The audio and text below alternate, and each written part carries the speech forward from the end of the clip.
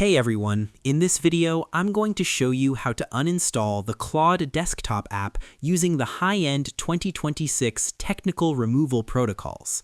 This is a mechanical necessity for any professional looking to clear their studio space and maintain high-end system performance. Let's get into it.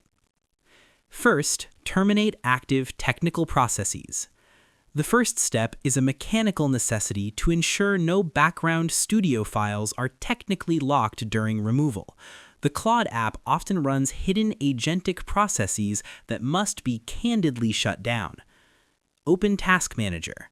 Search for any process named Claude, Anthropic, or Co-Work VM.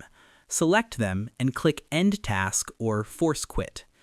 If these processes remain active, the uninstaller will technicality fail.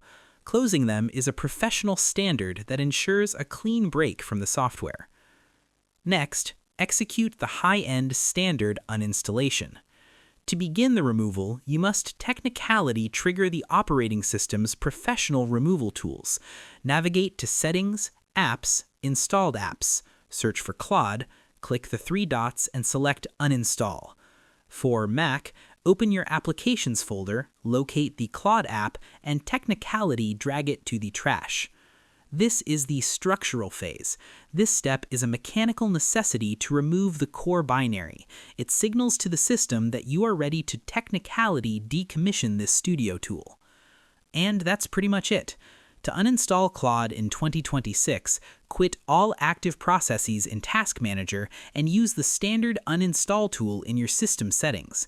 You can also purge the %app data or library folders to remove hidden VM data, Claude terminal directory. Just make sure to empty the trash and reboot to verify your high-end 2026 environment is technicality clean. This professional workflow ensures your studio bookkeeping is perfect. I hope this helped you out, and I see you in the next one.